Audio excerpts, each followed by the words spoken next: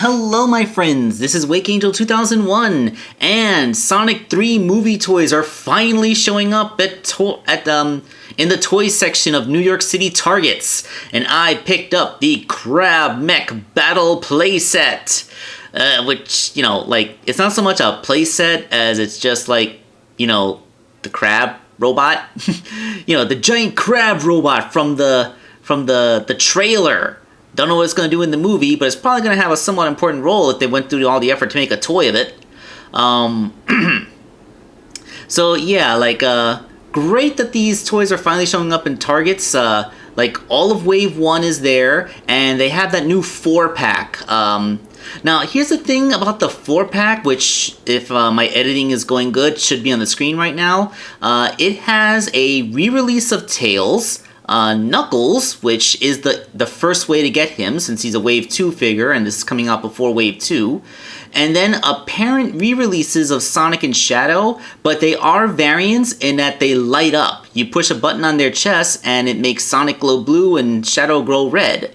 And I'm wondering, why didn't they just release Light Up, Shadow, and Sonic as a 2-pack? Why they gotta, repackage Tails and, put Knuckles in as a multi-pack hostage? I mean, for people that really want to get Knuckles faster, sure, but, this is just gonna make Wave 2 not sell as good because people that bought this 4-pack are gonna be like, I already got Knuckles, so I don't need Knuckles anymore. And, I actually might have bought a Sonic and Shadow 2-pack, but a 4-pack that includes a re-release of Tails, yeah, I skipped it. So, yeah, that's on Jax.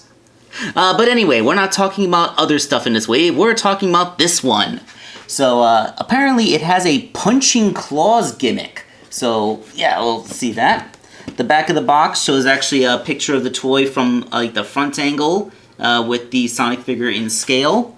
Let's see, it fits a 2.5-inch figure, as you can see Sonic in there. Got a trap door, eye extends, and the punching claws. So yeah, let's get this giant enemy crab out of the box and attack its weak point for massive damage. No, I am not sorry. I just wanted to show this real quick. This is what it looks like when you first take it out of the box. Good job filling up most of the space of that box. Much better economy than the egg hovercraft thing. Also, clearly some assembly required. So yeah, let's go ahead and put it together. Off camera, because this isn't a build video. And here is the giant enemy crab, and pretty much filling the entire field of view of my camera, because this is a big boy. In comparison to some other things that could be compared, here is the Tornado from the first Sonic movie, from Sonic 2, the first big playset. And as you can see, this crab is as wide as the plane's wingspan. And it's hard to tell from this angle, but I'm holding it up, and yeah, from the front of the crab to the little rockets on the back of the crab, I'm not even sure if that was in camera because I'm not actually facing camera right now, I'm standing above it. It is as long as the Tornado as well. Although its little crab claws make it significantly longer than the Tornado. Okay, let's see.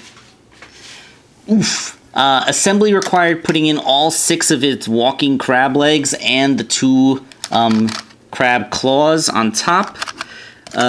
Geez, this thing is so big, how am I even... okay.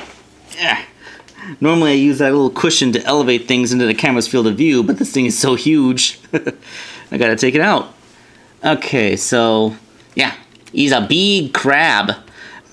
Personally, it's bigger than any crab I've seen in real life, at least outside of an aquarium, so, there's that. Does a pretty good job standing on its 6 legs.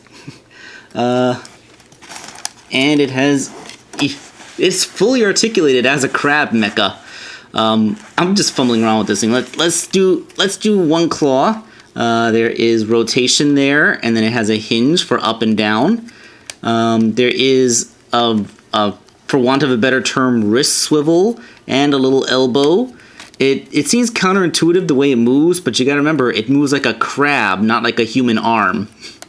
And when you push this button, you open up the claw. It's spring-loaded.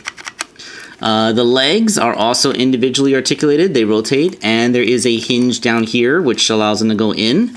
So you can actually like curl all the legs inward like this and have the crab basically rear up. And then you can put the arms on, like, yeah. And that makes you earn an extra life. Now I'm gonna go jump in front of a bus so that I can use it. No.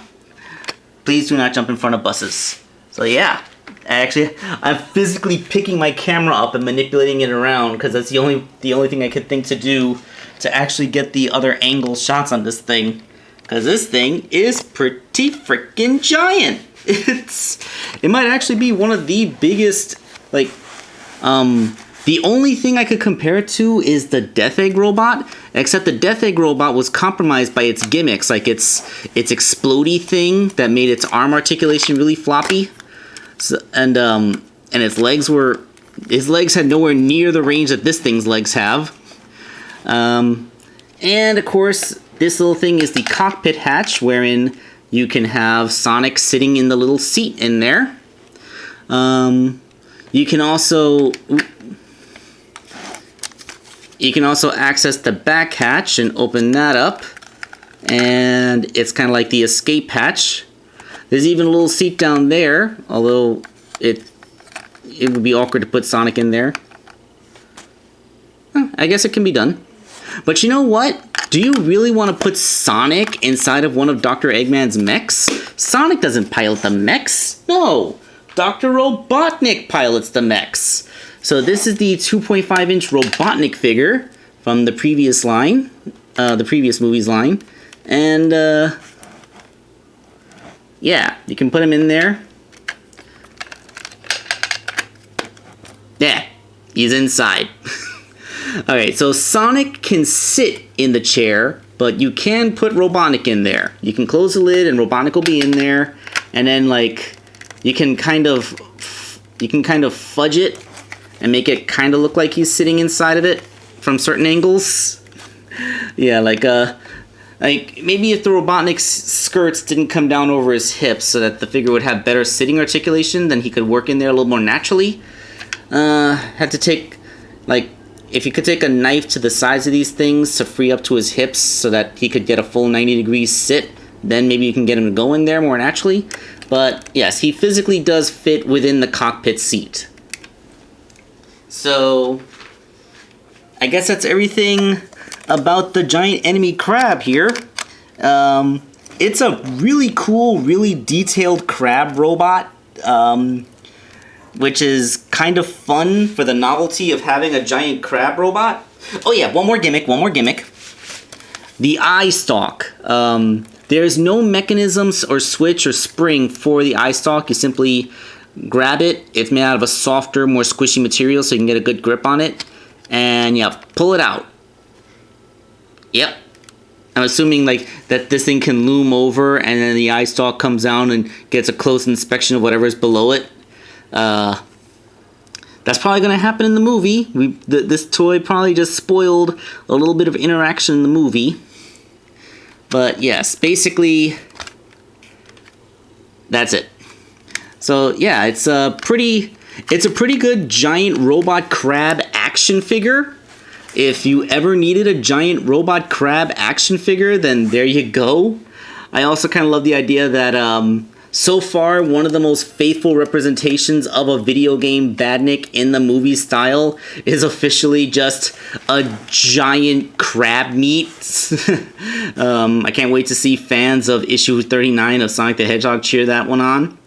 But yeah, there's really not much to say about it other than that's a big-ass, awesome crab robot action figure. What else do you want? This is Wake Angel 2001, signing off. Whoa. I almost forgot to actually review the Sonic figure that comes with the set. So yeah, it is a 2.5-inch movie Sonic. He has a different expression on his face with wider eyes and a bigger smile. They also painted his belly patch somewhat differently. For quick comparison, here is the one from Sonic 2.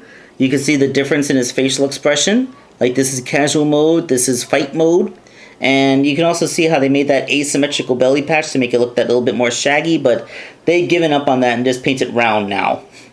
Other than that, pretty much the same figure. Also, the hands are posed differently. He has one open hand. Actually, kind of interesting, the hand almost has a live long and prosper thing going on. Like, it's like, he's like doing this, except like the fingers are curled at different amounts. I think they were going for like his hands are like over, they're like getting ready to manipulate something, which is why he has them in a particular pose. But yeah, that's a Sonic figure.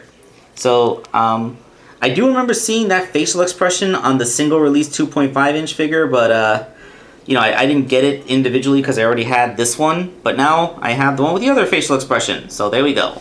Okay, now I'm really signing off.